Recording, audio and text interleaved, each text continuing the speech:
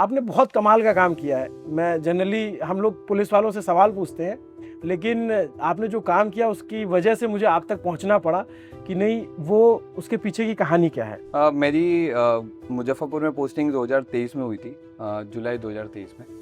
और वहाँ का एक काफ़ी बड़ा एक लोकेलिटी है जिसको चतुर्भुज स्थान बोलते हैं। मेरा मौका मिला था मेरे को अक्टूबर में जाने का उधर। वहाँ पे जाकर के मैंने एक चीज़ रियलाइज़ की कि कहीं ना कहीं जो एडमिनिस्ट्रेशन है या फिर जो स्टेट है और जो विक्टिम है सेक्स वर्क के, उनके बीच में एक लेयर है जो कभी भी सेक्स वर्कर्स को और एडमिनिस्ट्रेशन को एक कनेक्ट नहीं होने दे रही है। मैं जब बातचीत कर रहा था ना, तो नसीमा जी ने एक बात बोली जो मुझे बहुत ऐसा लग रहा सब कुछ आंखों के सामने से गुजर गया। बोली जब हम छोटे थे ना, तो घर पे रेड पड़ती थी तो सारे बच्चे भागने शुरू हो जाते थे, और दादी मेरी कहती थी कि तुम किताब खोल के बैठ जाओ पढ़ने, ताकि पुलिस आए तो हम उसको ये बता सके कि ये यहीं की बच्ची है, इसे ट्रैफिकिंग करके नहीं लाया गया है। मतलब जब फर्स्ट टाइम मैं गया था तो मेरी आंखों के सामने मतलब कुछ बच्चे थे जो रो रहे थे, लिटरली मतलब बच्ची थी एक। तो वो इमोशनल हो गई थी कि पुलिस वाले सामने हैं, क्योंकि उन्होंने पुलिस वालों को बस इमेजिन वैसे किया कि घर पे आते हैं, रेड करते हैं, मम्मी या पापा को पकड़ करके लेके जाते हैं। आपकी पत्नी भी आईपीएस ऑफिसर थी। ये बहुत मतलब दुर्लभ है, बहुत ही मतलब रेयर ऑफ द रेयरेस्ट है कि कोई आईपीएस ऑफिसर बन करके और मात्र 2-3 साल में रिजाइन दे दे।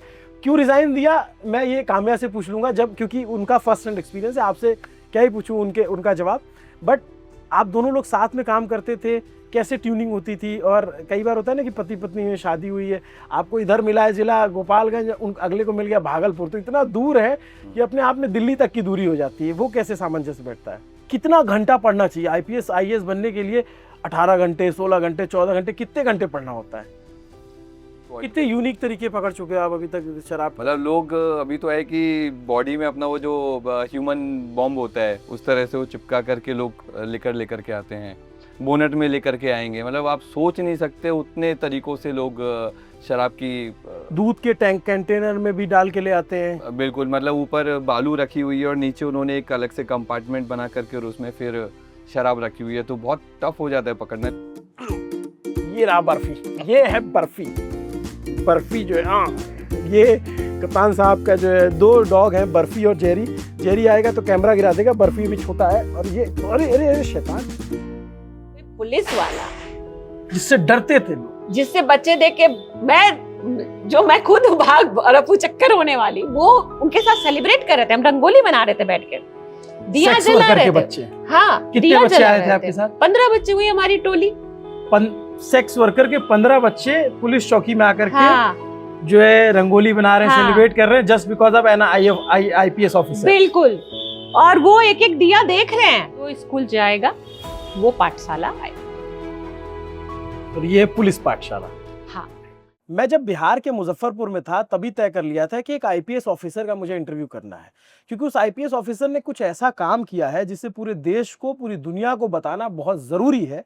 उसके काम को नज़ीर बनाना बहुत ज़रूरी है, और ये मैसेज पहुंचाना बहुत ज़रूरी है कि अगर इस तरीके से बाकी पुलिस वाले या बाकी आईपीएस ऑफिसर अपने इलाके में करने लग गए, जहां पे भी उस तरीके की व्यवस्था है, तो कितना बड़ा चेंज वो सोसाइटी में लाएंगे, बिना डंडा चलाए, बिना कानून की कोई धारा लगाए। नमस्ते, अभिनव पांडे नाम है मेरा, और अब आप न्यूज पिंच पे सुनने जा रहे हैं गोपालगंज बिहार के एसपी अवधेश दीक्षित को, जो कि इससे पहले मुजफ्फरपुर में पोस्टेड थे। स्वागत है अभिषेक, कैसे हैं आप? नमस्ते, मैं एकदम बढ़िया, आप बताइए। आपने बहुत कमाल का काम किया है। मैं जनरली हम लोग पुलिस वालों से सवाल पूछते हैं, लेकिन आपने जो काम किया उसकी वजह से मुझे आप तक पहुंचना पड़ा कि नहीं, वो उसके पीछे की कहानी क्या है। मैं आपको बताता हूँ आपका काम क्या था। वो नसीमा है मुजफ्फरपुर में, वो सेक्स वर्कर की बेटी हैं, और वो उन बच्चों के लिए काम करते हैं जो उन गलियों में पैदा हुए, जो चतुर्भुज स्थान या इस तरीके की जो भी रेड लाइट एरिया है, और उन बच्चों को पढ़ाती हैं। बातचीत के क्रम में आपका जिक्र आया, तो वो बातचीत का टुकड़ा तो मैं लगा दूंगा। आप बताओ आपने क्या किया था वहां पे? मेरी मुजफ्फरपुर में पोस्टिंग 2023 में हुई थी, जुलाई 2023 में। और वहाँ का एक काफ़ी बड़ा एक लोकेलिटी है जिसको चतुर्भुज स्थान बोलते हैं। मेरा मौका मिला था मेरे को अक्टूबर में जाने का उधर। एक लॉ एंड ऑर्डर का इशू हुआ था, उसमें गया था। तो वहाँ पे जाकर के मैंने एक चीज़ रियलाइज़ की कि कहीं ना कहीं जो एडमिनिस्ट्रेशन है या फिर जो स्टेट है और जो विक्टिम है सेक्स वर्क के, उनके बीच में एक लेयर है जो कभी भी सेक्स वर्कर्स को और एडमिनिस्ट्रेशन को एक कनेक्ट नहीं होने दे रही है। तो वहीं पे फिर मैं रिसर्च करता रहा, तो पढ़ता रहा उसके बारे में, तो उसी में मेरे को न्यूज़पेपर में नसीमा जी के बारे में पता लगा कि काफ़ी मतलब बचपन से ही जिस तरह से उन्होंने स्ट्रगल किया है, और स्पेशली चतुर्भुजस्तान की जो स्थिति है, जो कंडीशन है वहाँ के लोगों की, उसको सुधारने के लिए जिस तरह से लगातार उन्होंने स्ट्रगल किया है, और नेशनल लेवल पे उन्होंने चतुर्भुजस्तान को हाईलाइट किया अपने काम की वजह से, एनएचआरसी में उन्होंने लगातार काम किया। तो उनके उस आइडिया से, उनके उस विचार से, काम से मैं इंस्पायर होकर के उनसे मैंने संपर्क किया, अपने ऑफिस में बुलाया, बात करके बहुत ही इम्प्रेसिव उनकी पर्सनैलिटी लगी, जिसको देख कर के फिर मेरे को लगा कि इनके साथ काम करना ज़रूरी है। वहीं पर ही एक नाका चलता था पुराना, जो काफ़ी टाइम से बंद था। तो हम लोग बैठ कर के डिसाइड किए कि 13 नवंबर 2023 को मैं और वो हम लोग साथ में गए, वहाँ के छोटे बच्चों को बुलाया और एक दीपोत्सव किया था। उसी के दौरान में फिर उन्होंने बोला कि ये तो अच्छी जगह है, यहाँ पे हम लोग पुलिस पाठशाला शुरू कर सकते हैं। क्योंकि उस तरह का जो पुलिस पाठशाला था वो मेरी वाइफ़ पहले एएसपी सचिवालय थी, तो क्या नाम है उनका? काम्या मिश्रा उनका नाम है। 2021-22 में जब वो वहाँ पर पोस्टेड थी, तो सचिवालय के पास में जितना भी स्लम एरिया था, वहाँ पर उन्होंने उसी पैटर्न पे पुलिस पाठशाला शुरू किया था, जहाँ पे वो अपने ऑफ़िस के बाहर बच्चों को बुलाती थी और शाम को डेली बच्चों को पढ़ाती थी। उनके स्टाफ बच्चों को पढ़ाते थे। उनको कुछ गुड्स या फिर कुछ चीज़ें डिस्ट्रीब्यूट करते थे, ताकि बच्चों में मोटिवेशन रहता था। डेली वो आते थे और लगभग उन्होंने 4-5 महीने तक ये चीज़ की थी। तो मैंने वो 2-3 बार वो ऑब्ज़र्व किया था। तो कहीं न कहीं मेरे को वो चीज़ एक फ़ील था कि अगर बच्चों को कनेक्ट करेंगे और पुलिस वाले अगर बच्चों के पास जाएँगे, तो जैसे वाइफ़ ने किया था, उस तरह से बच्चों को एक पुलिस के साथ कनेक्ट फ़ील होगा। तो नसीमा जी ने इंस्पिरेशन दिया, और नसीमा जी अभी लीड भी कर रही है उस आइडिया को, और वाइफ ने कहीं न कहीं एक वो आइडिया दिया था। तो उसी की बदौलत है कि आज 2 साल हमको होने जा रहे हैं 12 नवंबर को, और ये पुलिस पाठशाला मेरे को ट्रांसफ़र हुए लगभग 1 साल हो गया है, लेकिन ये भी कम नहीं हुआ है, लगातार बढ़ता जा रहा है इसका नेटवर्क। और थैंक्स टू यू और आपकी टीम, जिन्होंने उसको इतना इम्पोर्टेंस दिया, कवरेज दिया, जिसकी वजह से आज बहुत लोग, उसकी जो रीच है वो सिर्फ़ मुज़फ़्फ़रपुर तक सीमित नहीं है, नॉट जस्ट इंडिया में, मतलब इंडिया के बाहर भी लोग उस वीडियो को देखे हैं, और उस वीडियो को देखने के बाद नसीमा जी से मेरी बात हुई, और बाहर से बहुत लोग, उनको आपकी वीडियो देखने के बाद में इतनी इम्पैक्टफुल वो वीडियो थी कि बाहर से लोग उनको कॉल किए हैं, और बहुत ही इमोशनल वीडियो थी। मैंने वो पूरा कवरेज आपका देखा, तो आई होप कि एक ये बड़ा इस रिवॉल्यूशन आएगा, स्पेशली ये जो जनरेशन है, ये कहीं न कहीं चेंज मेकिंग जनरेशन रहेगी चतुर्वेद। मैं दर्शकों को और स्पेसिफिक बता देता हूँ कि अभिषेक जी जब वहाँ पे पोस्टेड थे, तो इन्होंने वो जो सेक्स वर्कर के बच्चे जहाँ वो नसीमा पढ़ाती थी, तो उनके पास जगह नहीं थी। तो उन्होंने एक पुलिस चौकी थी, पुलिस चौकी के पास जगह खाली थी, तो उस जगह को थोड़ा-सा, वो दलदली इलाका था, थोड़ा वहाँ गंदा रहता था, उसमें मिट्टी-विट्टी डलवा के उसको बनवा के टीन शेड करवा दिया, और अब वहाँ पे पुलिस पाठशाला चलती है, जिसमें ना सिर्फ सेक्स वर्कर के बच्चे पढ़ते हैं, बल्कि आस-पास के और बच्चे इंस्पायर होकर के वहाँ पढ़ने आने लग गए हैं। तो अगर आपने वो इंटरव्यू नहीं देखा, तो नसीमा जी का प्लीज़ देखिएगा। वो 1 घंटे 53 मिनट का इंटरव्यू है, सेक्स वर्कर की बेटी। लिंक में डिस्क्रिप्शन डाल देंगे, कमेंट में पिन कर देंगे। आपको अच्छा लगे तो आप 2x पे भी देख सकते हैं, लेकिन वो बातचीत देखनी चाहिए, हमें समझना चाहिए कि इंसान के भीतर का इंसान कैसा होता है और वो किस तरीके की चुनौतियों से लड़ता है। बट अभिषेक, मुझे आपसे एक चीज़ की बहुत अच्छी बात ये लगी कि आपने उस थॉट को पिंच किया कि ये जो सर्कल है, सेक्स वर्कर की बेटी सेक्स वर्कर का बेटा सेक्स वर्कर के काम करेगा, उसको आपने ब्रेक किया कहीं से, क्योंकि वो एक चेन है जो चलती आ रही। तो ये आपके पास आइडिया कहाँ से? आपने कभी किसी सेक्स वर्कर इलाके में, किसी रेड लाइट एरिया में कभी आप रहे, देखा उनके लोगों को, काम को, या कभी किसी क्रम में पढ़ाई के दौरान, मतलब आइडिया आया कहाँ से? मुंबई में भी जैसे कमाठीपुरा है, या फिर कोलकाता में सोनागाछी, इस तरह के बहुत बड़े-बड़े रेड लाइट एरिया हैं। अब मैंने कॉलेज में, क्योंकि आईआईटी बॉम्बे से मैंने मेरा ग्रेजुएशन किया है, और वहाँ पर भी कमाठीपुरा के बारे में सुना था, और मैंने कई सारे ऐसे पेपर ड्यूरिंग माय ग्रेजुएशन, मैंने वो कई सारे पेपर्स पढ़े थे, जहाँ पे वहाँ के स्ट्रगल्स को लोगों ने हाईलाइट किया, या फिर वहीं कई सारे एनजीओज़ हैं जो काम कर रहे हैं, लेकिन वो सक्सेसफुल नहीं हो पा रहे थे। तो जब नसीमा जी से इस बारे में बात हुई, तो उन्होंने भी ये चीज़ हाईलाइट की कि उनके सक्सेसफुल नहीं होने का एक कारण ये है, क्योंकि ज़्यादातर एनजीओज़ आउटसाइडर की तरह काम करते हैं। उनको फंडिंग रहती है, वो जाके काम करते हैं, लेकिन एक वो जो कनेक्ट है वो नहीं बन पाता है, क्योंकि कम्युनिटी पार्टिसिपेशन बहुत मिनिमल रहता है।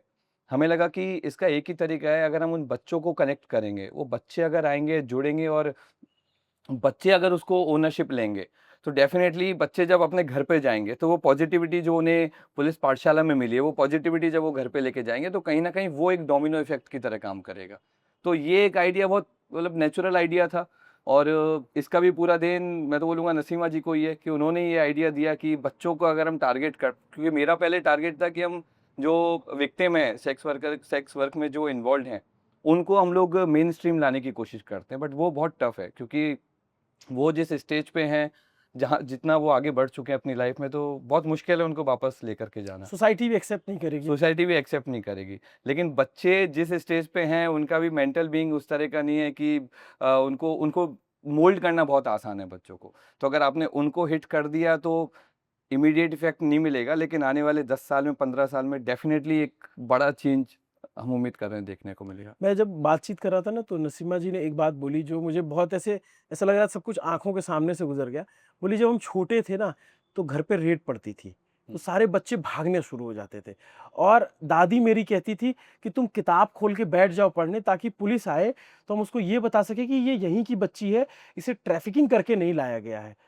और फिर जिस पुलिस से वो डरती थी आज वो उसी पुलिस के साथ काम कर रही हैं। ये मतलब बहुत ही इम्पैक्ट करने वाली बात लगी। मतलब आपको लगा कि यार ये सर्कल वाकई चेंज हुआ है? ये डेफिनेटली चेंज हुआ है, और ये चेंज मैंने मेरी आंखों के सामने भी जब मैं 1 साल मुजफ्फरपुर में था तो देखा। मतलब जब फर्स्ट टाइम मैं गया था तो मेरी आंखों के सामने मतलब कुछ बच्चे थे जो रो रहे थे लिटरली, मतलब बच्ची थी एक। तो वो इमोशनल हो गई थी कि पुलिस वाले सामने हैं, क्योंकि उन्होंने पुलिस वालों को बस इमेजिन वैसे किया कि घर पे आते हैं, रेड करते हैं, मम्मी या पापा को पकड़ करके लेके जाते हैं।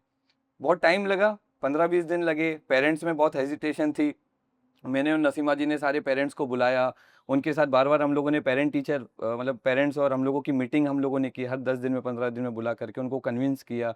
मैं खुद इसलिए नसीमा जी के घर पे गया, जाकर के आधे 1 घंटे स्पेंड किया, और वीक में 2-3 दिन मैं खुद भी जाता था ताकि एक बच्चों में एक विश्वास आए कि ये टेम्परेरी नहीं है। मतलब ये सब ऐसा नहीं है कि 2 से 3 दिन के लिए है, ये नया ऑफिसर आया है, चला जाएगा, तो बस तब तक ही वो लिमिट रहेगा।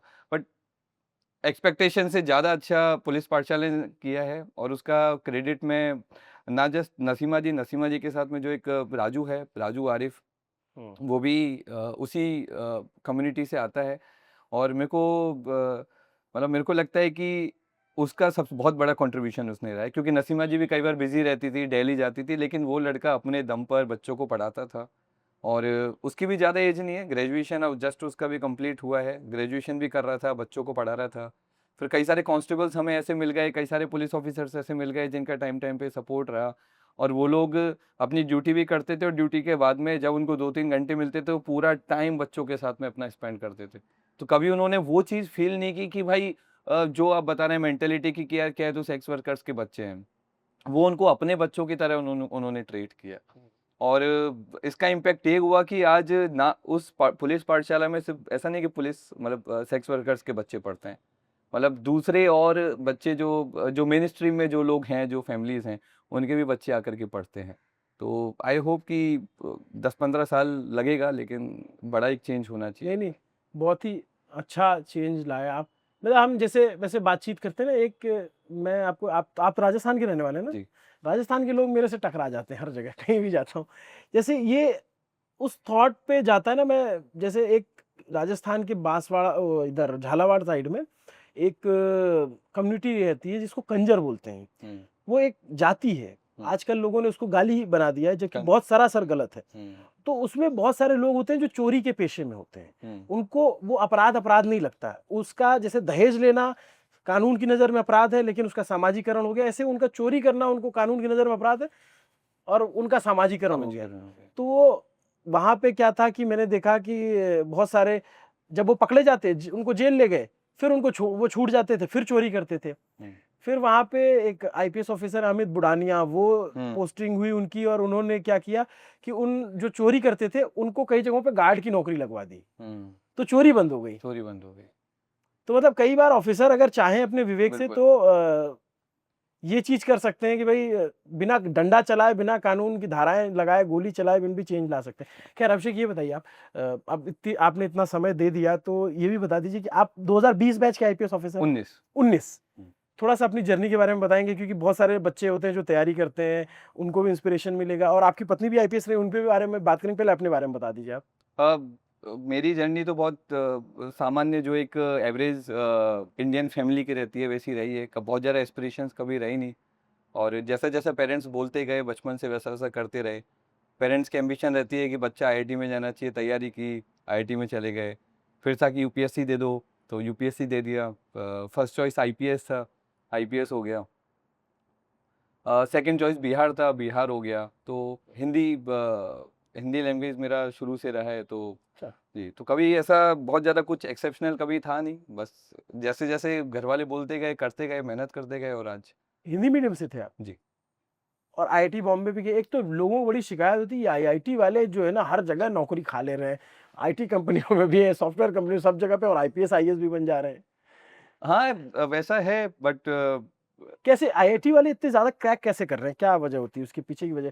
रीडिंग बहुत ज्यादा हो जाती है, पढ़ने बहुत ज्यादा लग जाते हैं, जो है कंसंट्रेशन बन जाता है, क्या होता है? जैसे आप तो आईआईटी बॉम्बे रहे।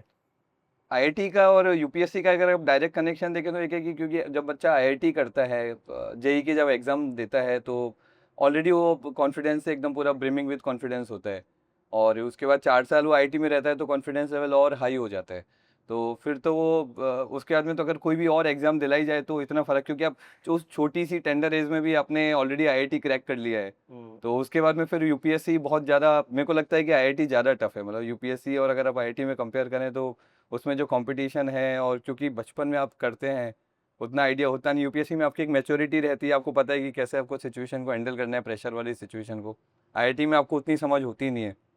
तो आईआईटी क्रैक करने के बाद में यूपीएससी रिलेटिवली आसान हो जाता है। तो हो सकता है शायद एक ही रीज़न है जिसमें आईआईटी वाले यूपीएससी को ज़्यादा आसानी तो से आप क्रैक लोग का करते तो हैं। ये बाकायदा आईआईटीएन का ग्रुप होगा जो यूपीएससी क्लियर करके होंगे? हाँ, मतलब जैसे मेरे बैच में मेरे ही कई सारे सीनियर्स और मेरे जूनियर्स भी कई सारे लोग हैं जो मेरे बैच में ही मेरे साथ आईआईटी में थे? आईआईटी में थे। नहीं, मैं कह रहा हूँ कि लार्जर पूरे देश में एक आईआईटीएन यूपीएससी वालों का एक अलग अगर ग्रुप बनाया जाए तो बन जाएगा। बिल्कुल, व्हाट्सएप पे बहुत सारे ग्रुप्स हैं। हाँ। पेन आईआईटी, अलग-अलग आईआईटीज़ के ग्रुप हैं। फिर जैसे बिहार में, तो बिहार में भी आईआईटी वालों का एक ग्रुप है जो यूपीएससी वाले हैं। हाँ। तो ग्रुप्स हैं, तो उसका एक फ़ायदा होता है नेटवर्किंग में। और बच्चों को भी, जो कोई आईआईटी में पास आउट है, तो क्योंकि आपके पास इतना अच्छा एक नेटवर्क है, एक अल्मा मैटर है जो आपको इतना बढ़िया नेटवर्क प्रोवाइड कर रही है, तो उसका कहीं न कहीं प्रिपरेशन करने में वो लोग आपको गाइडेंस करते हैं, उन सब में भी काफ़ी फ़ायदा होता है। तो वो भी एक रीज़न हो सकता है। और जब आप कितने भाई बहन हो वैसे? 3 भाई-बहन। तो तीनों लोग इसी तरह की सर्विस में या फिर आप ही? मैं अकेला ही हूँ। अच्छा। हाँ। और फादर मदर? फादर क्लर्क थे पीडब्ल्यूडी में, तो अभी वो रिटायर हो गए। मतलब नॉर्मल मिडिल क्लास हाँ। फैमिली से। अब आ जाते हैं एक दूसरे सवाल पे जिसको बिहार के लोग जानते होंगे, अब बाहर के लोग भी जानेंगे।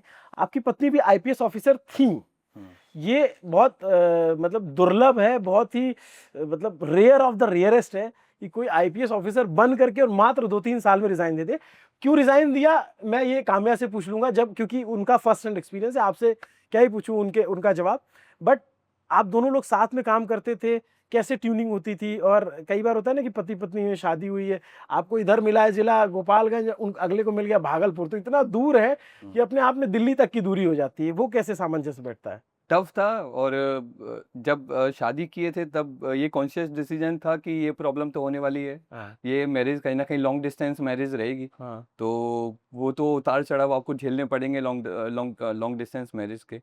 लेकिन मैं काफ़ी लकी रहा कि वाइफ़ मेरे को काफ़ी जिसको बोलते हैं कि और एडजस्टिव और उस तरह की मिली। तो उसने बहुत एडजस्ट किया। और लॉन्ग डिस्टेंस में आपको कुछ इश्यूज़ आते हैं, हर वो तो रिलेशनशिप में क्लोज डिस्टेंस में भी आते हैं। वो क्लोज में बल्कि ज़्यादा आते हैं। लॉन्ग में आपके साथ में एक अच्छा ये रहता है कि आप जब लॉन्ग डिस्टेंस में रहते हैं तो आपको वो एक वेट करने वाला जो पीरियड रहता है, उसमें जब आप वापस जाते हैं तो यहाँ तो ऐसी स्थिति हो जाती कई बार कि आप आधे घंटे से ज्यादा बैठ के बात कर लिए तो लड़ाई हो जाएगी कि लड़ाई हो जाएगी। बिल्कुल। लेकिन एडजस्ट हुआ। और लकीली मतलब हम दोनों ने एक दूसरे को काफ़ी सपोर्ट किया है, प्रोफेशनली और पर्सनली भी। और जब उसने छोड़ने का प्लान बनाया था तो मेरा पूरा सपोर्ट था उसको। और उसकी तरफ से बहुत डेयरिंग वो था कि उसने इतनी जल्दी, मतलब करियर जस्ट शुरुआत हुआ था और हम लोगों को एसपी शिप मिलने वाला था, तो उससे जस्ट 1 या 1.5 महीने पहले उसने डिसीजन लिया जॉब छोड़ने का। तो डेफिनेटली उसके लिए काफ़ी टफ था, लेकिन thanks to her mental grit कि उसने एडजस्ट किया और बट जैसे कोई आईपीएस बनता है तो उसका सबसे पहला सपना होता है कप्तान बनेंगे जिले के, जैसे अभी आप इस जिले के कप्तान हो, गोपालगंज जिले के कप्तान अभिषेक दीक्षित। तो वो उस सपने को पूरा करने से पहले रिजाइन दे देते, ये सबको बहुत शॉकिंग था। मैं बार बार कहूंगा कि क्यों दिया, मैं उन्हीं से पूछूंगा, लेकिन आपके लिए भी शॉकिंग था या फिर आप प्रिपेयर थे मेंटली? मैं प्रिपेयर्ड था, मतलब मेरे को लग रहा था कि पर्सनल चॉइस है, जो उसका डिसीजन है वो मेरे को रेस्पेक्ट करना है। मतलब मैं बहुत ज़्यादा इंटरफेयर नहीं कर सकता उसमें। कहीं ना कहीं उसने डिसीजन लिया यूपीएससी देने का, उसने डिसीजन लिया कि आईपीएस बनने का, तब उसका अगर डिसीजन है कि उसको छोड़ना है तो मेरे को तो ये मेरी रिस्पॉन्सिबिलिटी है कि मेरे को उसके साथ रहना है। अच्छा, जिनको ना पता हो कि हम किन की बात करें, इनकी पत्नी जो काम्या मिश्रा है, अगर आप रील देखते हैं, रील की दुनिया में वो बहुत वायरल थी। एक पटना में लाठीचार्ज हुआ था और फिर छात्रों ने पीछे से चिल्लाया मैडम लाठीचार्ज हुआ है, तो मैडम कहती है हमने लाठीचार्ज नहीं करवाया, और उसके बाद इतने मीम बने उस पे और लोग कमेंट करें मैडम आप लाठी नहीं, आप तो गोली मरवा दीजिए। ये वीडियो 2021 का है, लेकिन जब उन्होंने जॉब छोड़ा तो उसके बाद में जब न्यूज़ वायरल हुई हाँ। तब वो रील भी, वो जो वीडियो था वो भी फिर वायरल होना शुरू हो गया था। बहुत वायरल हुआ, मतलब वो अक्रॉस इंडिया जो है उसको लोगों ने देखा, और बहुत ही इतना जेन्युइन, इतना प्योर रिएक्शन था ना उनका। मतलब एक होता है ना कि बिल्कुल। पुलिस की वर्दी में हो आप, जो उस समय इतनी भीड़ होती है, घेरे होती है, तो कई बार झुंझलाहट भी निकलती है, कई बार गुस्सा भी निकलता है, लेकिन वो इतना इनोसेंट था कि उसको लोगों ने हाथों हाथ लिया।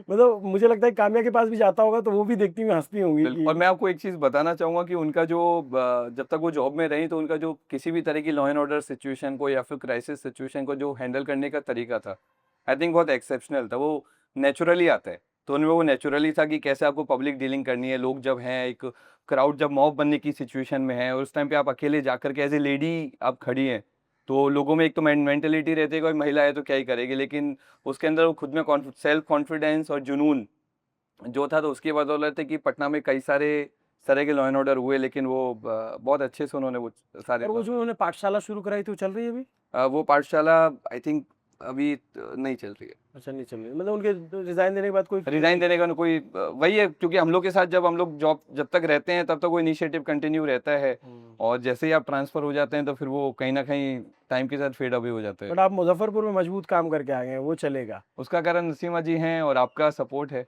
नहीं नहीं, हम तो चाहेंगे कि देश के तमाम ऐसे इलाके हैं जहाँ पे रेड लाइट एरिया है, जो बहुत सारे लोग इस दलदल में फंसे हुए हैं, उनके बच्चों को एटलीस्ट निकाला जाए। क्योंकि बच्चों का क्या दोष है? बिल्कुल। मतलब बच्चों के पास ये चॉइस नहीं थी ना कि उसकी माँ कौन होगी, वो तो और मेरे को लगता है कि पुलिस के पास वो एज ए आईपीएस ऑफिसर, मतलब हम लोग उस पोजीशन में हैं कि हम लोग इस तरह के जो डिसएडवांटेज लोग हैं या फिर अनप्रिविलेज लोग हैं उनके लाइफ में सही में इम्पैक्ट डाल सकते हैं। मतलब खुद का पैसा नहीं भी लगा करके जो सोसाइटी या फिर समाज में रिसोर्सेज को मोबिलाइज करके ऐसे आप जो मतलब इक्वल माइंडेड लोगों को आप इजीली मोबिलाइज कर सकते हैं। तो मैं उम्मीद करता हूँ कि ये बाकी जो इस तरह के एरियाज हैं वहाँ पर भी कहीं ना कहीं इसका, आपकी जो वीडियो है उसको जितने भी लोग देख रहे होंगे तो लोग इससे इंस्पायर होंगे, और मैं उम्मीद करता हूँ कि बाकी जितने भी इस तरह के जो रेड लाइट एरियाज है उधर भी ये मुहिम चलेगी। और इसके लिए जरूरी नहीं कि कोई आईपीएस ही बने, आईएएस भी बने तभी करे, कोई भी कर सकता है। समाज का कोई भी संभ्रांत आदमी, कोई भी मजबूत आदमी या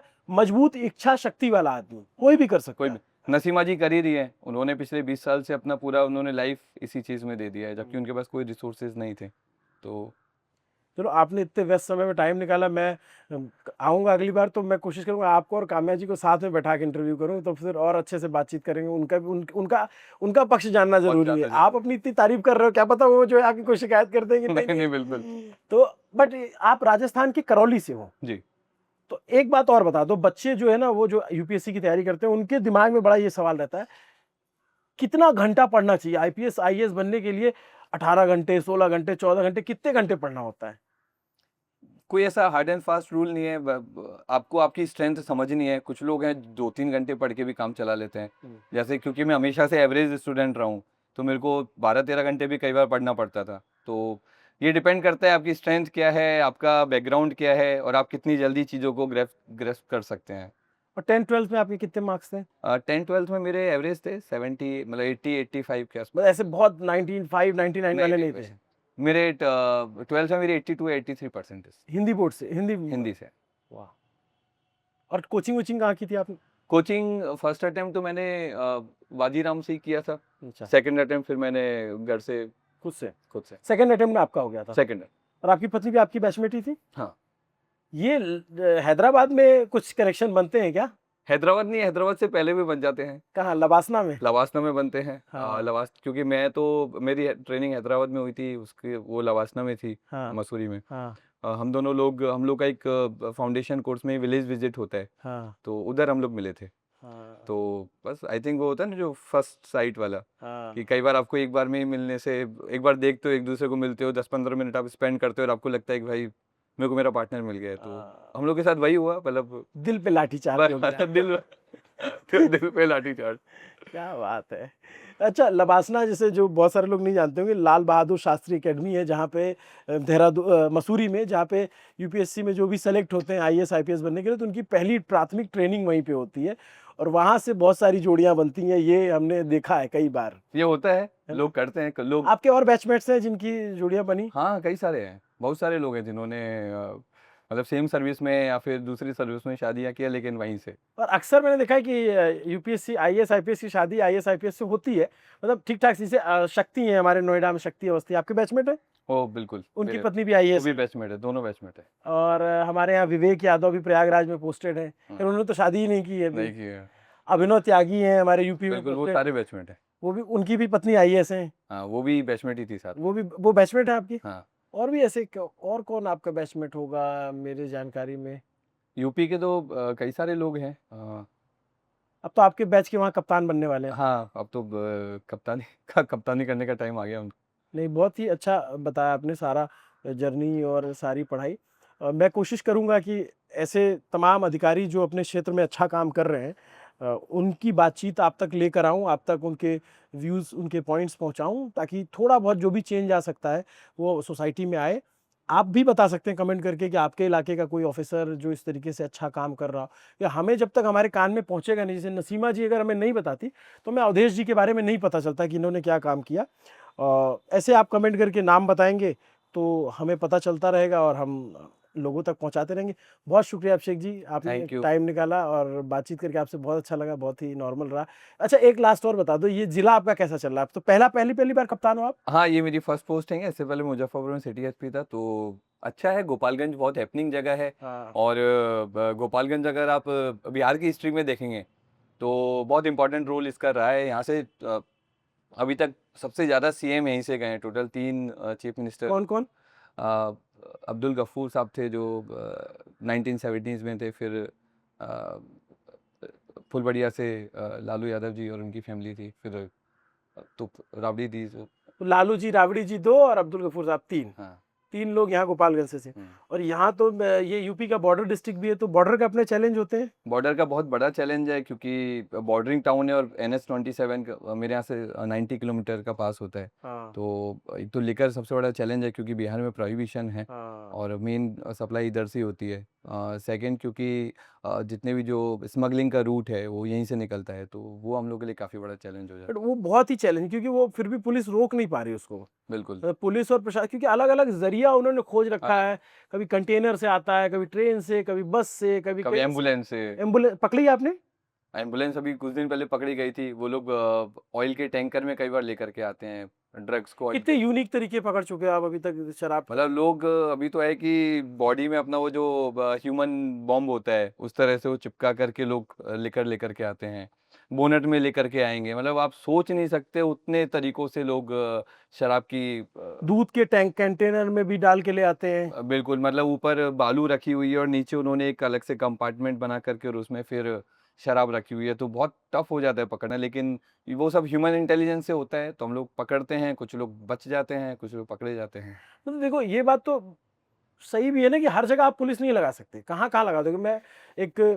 मैं आपसे ये पूछ सकता हूँ कि आप लोग फेल हैं इस मामले में, नहीं रोक पा रहे हैं, लेकिन ये एक बड़ा चैलेंज है इसको लेकर के। और कुछ नया फोर्स का, जो जैसे एक्साइज डिपार्टमेंट हो गया, आपके मिले एक सामंजस्य बिठा कर कुछ नया करना पड़ेगा, क्योंकि बिहार में शराबबंदी तो बहुत ही चैलेंजिंग है इशू, जो बक्सर के डीएम बक्सर के होते हैं या फिर जो भी बॉर्डर स्टेट है। तो ये तो आप लोगों के लिए बड़ा चैलेंज है ही। और वैसे जिला तो आपके बाहुबलियों का भी जिला है ये, कई सारे नेता यहाँ पे बाहुबली निकले हैं। गोपालगंज ट्रेडिशनली रहा है, यहाँ पर पहले जंगल पार्टी बोला करते थे, जंगल पार्टी चलती थी। वो क्या होती थी? जो पहले किडनैपिंग फॉर रैंसम ओह, का एक जब टाइम हुआ करता था गोपालगंज में। अभी शांत है? अभी शांत है, लेकिन यहाँ पर जो गन्ने के मतलब जो गंडक का एरिया है, हाँ, तो ऑल ओवर इंडिया से किडनैप कर करके लोगों को इधर लाया जाता था। और अच्छा। क्योंकि वो काफ़ी एकदम जंगल है और वाइल्ड एरिया है वहाँ पर। अभी रोड की कनेक्टिविटी है, लेकिन पहले कोई कनेक्टिविटी होती नहीं थी। तो लोगों को जाकर ला करके और गन्ने के खेत में छुपाया जाता था, तो पुलिस के लिए बहुत चैलेंजिंग होता था। हाँ, तो उसको जंगल पार्टी बोला करते थे। जंगल पार्टी। तो कई सारे यहाँ पर पुराने उस तरह के क्रिमिनल्स रहे हैं जो जंगल पार्टी के अपने एक मास्टरमाइंड रहे हैं, हाँ। बट अभी उस तरह का नहीं है। उसको छोड़ दीजिए ना, इसको इसको छोड़िए इसको। हाँ, बर्फी को बर्फी को छोड़ दीजिए। हाँ, छोड़ दीजिए उसको। छोड़ दो। जब से हम यहाँ बैठे इंटरव्यू कर रहे हैं तो तब से इतना बेताब है। बर्फी इनका बहुत प्यारा डॉग है, अभी जैसे ही छूटेगा भागा भागा आएगा। मैं बर्फी से भी इंट्रोड्यूस करा के, आ जाओ आ जाओ बर्फी, आ इधर आ जाओ आ जाओ आ जाओ आ जाओ आ जाओ आ जाओ आ जाओ। ये रहा बर्फी, ये है बर्फी। बर्फी जो है, हाँ, ये कप्तान साहब का जो है, दो डॉग हैं, बर्फी और जेरी। जेरी आएगा तो कैमरा गिरा देगा, बर्फी भी छोटा है। और ये अरे अरे अरे शैतान, दो ढाई 3 साल का है ना ये? हाँ, 3 साल हो गए। 3 साल का है। अभी इसको छोड़ेंगे तो सीधे कूद के अपने पप्पा के पास जाएगा। ये गया, देखो भाग गया। तो ये आपने पूरी बातचीत सुनी। बर्फी के जो इनके बर्फी का जो ख्याल रखते हैं और जिले का जो ख्याल रखते हैं, वैसे अभिषेक दीक्षित, इन्होंने बहुत ही कमाल का काम किया। हमने सोचा कि इनसे ज़रूर आपको बातचीत दिखानी चाहिए। आपको ये पूरी बातचीत कैसी लगी कमेंट करके ज़रूर बताइएगा। शुक्रिया। देखते रहे न्यूज़ पिंच। कैमरे के पीछे मेरे साथी तौफीक और सत्यम है।